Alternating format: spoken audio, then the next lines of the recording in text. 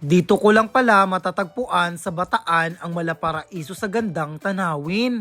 Ayong adlaw sa tanan. Ngayong araw nga ay nandito pa rin tayo sa Kabog-Kabog sa Balanga, Bataan. Diba sinabi ko sa inyo na may ipapakita ako na mas the best na view dito sa Kabog-Kabog? At bago nga nun ay nakakita kami ng kabayo dito. Tignan nyo naman, sobrang ganda ng kabayo nila. By the way, sabi ko nga sa inyo kanina na may ipapakita kaming the best view dito sa Kabog-Kabog. Tinuro lang din to sa amin nung kasabayan namin na pupunta din dito. Sabi kasi niya na palagi na daw silang pumupunta dito kaya alam na nila yung mga best spot dito sa Kabog-Kabog. At pansin ko lang din pala na parang ibang bansa yung ambience ng lugar na to. Tignan nyo naman guys, kapag nandito ka nga ay para ka rin pumunta sa ibang bansa. Parang may pagka Switzerland vibes yung lugar nila dito. At yun na nga, nakarating na din tayo sa ating pangatlong destinasyon. Hindi na nga ako makapaghintay na bumaba at makita kung gaano ba talaga kagaganda ang view na matatanaw mula dito. At mula nga dito sa aking kinakatayuan ay may napansin ako, hindi pa pala tapos ang view deck na to. Pero pansin na pansin talaga kung gaano kagaganda ang tanawin na matatanaw ninyo mula dito. Kung naririnig nyo lang talaga ako, ang palagi ko talagang nababanggit dyan ay wow and thank you Lord. Kaya napapawaw ako kasi alam naman natin na lahat ng nakikita natin ngayon dito ay gawa ng Diyos. At napapa-thank you Lord ako kasi kahit gaano kasalimuot ang pinagdaanan namin ay hindi niya talaga kami iniwan. Bagkus dinadala niya kami sa mga ganitong klaseng mga lugar para malaman namin kung gaano siya kamakapangyarihan sa lahat. At dito pa nga lang sa pinapa-experience niya sa amin na makita ang iba-ibang klaseng mga lugar dito sa Bataan ay sobrang blessed na namin kasi isipin ninyo na palagi niya kaming ginagabayan saan man kami pumupunta dito sa inyong bayan. At doon pa nga lang ay sobrang grateful na talaga ako sa kanya. At yun na nga, umupo muna kami dito at minamasdan kung gaano ba kagaganda ang matatanaw ninyo mula dito. At kung napapansin ninyo dyan sa gilid ko ay para talaga siyang painting kapag nandito ka sa personal. Hindi mo talaga lubos aakalain na lahat ng to ay nandito lang pala sa Bataan. At kung naghahanap nga din kayo ng ganitong klaseng galaan ay perfect na perfect talaga to sa inyo. Kasi dito marerelax ka talaga dahil sa katahimikan ng lugar at sa magaganda din ng mga tanawin. At kung nagbabalak nga din kayo na pumunta dito ay pakakatandaan lang natin palagi na kapag magbabaon man tayo ng pagkain ay itapo natin sa tamang basurahan yung mga basura natin. Kasi marami naman sila ditong basurahan. Pwede natin itapon sa tamang basurahan para hindi pa kalat-kalat yung mga kalat natin. At para sa ganun ay mapanatili natin ang kalinisan at kagandahan nitong lugar nila. At dito nga sa kinauupuan ko ay ninanamnam ko muna ang bawat sandali na nandito ako. Iba talaga ang nagagawa ng magagandang tanawin sa mga mata natin. Oo, hindi lang dapat palagi tayong nakatutok sa cellphone or sa laptop. Dapat tumingin-tingin din tayo sa magagandang tanawin para sa ganun hindi agad lumabo yung mga mata natin. At kung nakapunta na nga din kayo dito sa Kabog-Kabog, ano yung best experience ninyo dito? Tara at pag-usapan natin yan sa aking comment section. Excited